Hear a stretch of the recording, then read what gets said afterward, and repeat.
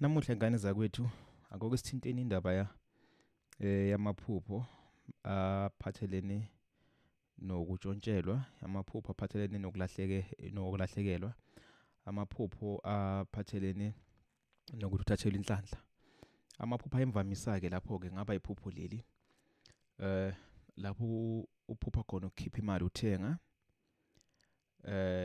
lapho ngaba imali yephepha, ngaba imali silver ishume i-R2 uyayikhipha uyathenga esitolo uyachintshelwa, okanye khona oyicelayo nje uyamupha.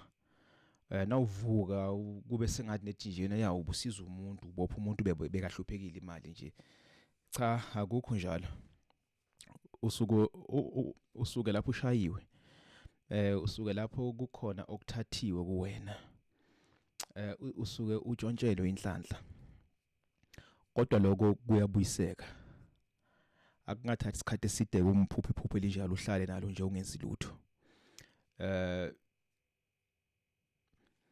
Thola nako okukhona lapha esithombeni. Na i-Jess fluid nasi lapha nesihlahla esibovu. Uzofuthi ugeze lapha yana. Kuzobuya.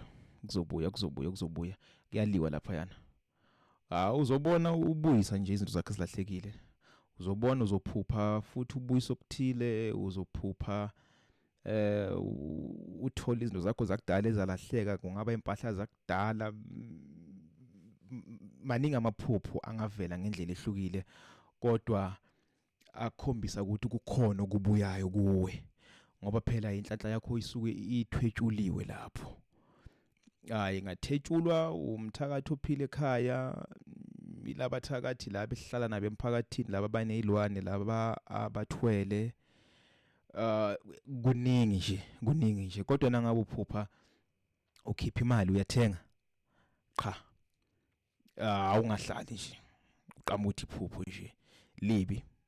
Usuke utshontshelwa, usuke ulahlekelwa, usuke uthwetshulwa inhlanhla.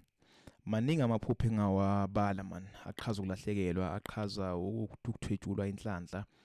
Kodwa nazi izinto ezimbili engizaziyo kudala zisebenza zingisebenzela. Futhi nalabo abanye ngibasizayo ziyabasebenzela. Kumele uphuphe umqeda kuyisebenzisa. Lapha siyageza, just usuku olulodwa nje. Siyabuyisa phela. Thokozani ngiyabonga.